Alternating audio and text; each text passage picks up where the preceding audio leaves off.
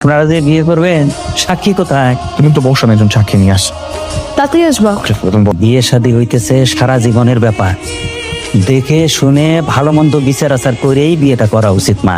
জি uncle, খুবই ভালো মানুষ। যদি ছেলে বদরাগী হয়, অসৎ হয় আর লোভী হয় তাহলে ও অসত না, লোভীও না, বদরাগীও না। উনি আসার সাথে সাথে ওনার রাগ পরীক্ষা করি, সততা পরীক্ষা করি। আপনি কিছু বলবেন না, যদি সব ঠিকঠাক থাকে আপনার সাথে বিয়ে দিব। আজকে আমার বিয়ে সাক্ষী লাগবে, আপনি একটু সাক্ষী দিবেন? জানতো ভাই, আমার টাইম নেই। ভাই জাস্ট একটু সময় লাগবে, একটু দাঁড়ান না। কাজী সাহেব, আমি না সাক্ষী জোগাড় করতে পারিনি।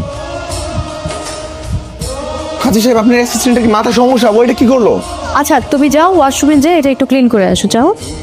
প্রথম টেস্টে পাস, এরপরে যদি টাকা নিজের পকেটে ঢুকে ফেলায় তাহলে ফের। কাজী সাহেব, এই টাকাটা বোধ আপনার অ্যাসিস্ট্যান্ট বাথরুমে ফেলা আসছিল।